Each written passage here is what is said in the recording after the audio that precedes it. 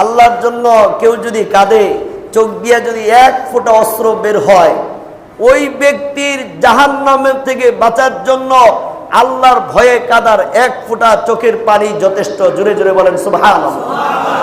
অর্থাৎ কিয়ামতের দিন কোন বান্দার আমল নামা যখন তালাশ করা হবে, ওই বান্দার আমল নামায় যদি এমন কোন চোখের পানি পাওয়া যায়, যেই চোখের পানি একমাত্র শুধু আল্লাহর সন্তুষ্টির জন্য, রাসূলের সন্তুষ্টির জন্য, কোরআনের সন্তুষ্টির জন্য, নবীর সন্তুষ্টির জন্য, হাদিসের সন্তুষ্টির জন্য, আল্লাহর দ্বীন বাস্তবায়ন করার জন্য সে কেঁদে চোখ দিয়া এক ফোঁটা পানি বাহির করছে, ওই এক ফোঁটা পানি যদি কিয়ামতের দিন আপনার আমলনামা তালাশ করে পাওয়া যায়, আল্লাহ সুবহানাহু ওয়া তাআলা এক ফোঁটা পানির উসিলায় আপনার জন্য জাহান্নামের আগুন হারাম করে দেবেন। জোরে জোরে বলেন সুবহানাল্লাহ।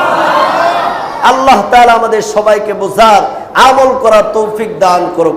আসসালামু আলাইকুম ওয়া রাহমাতুল্লাহি ওয়া বারাকাতুহু।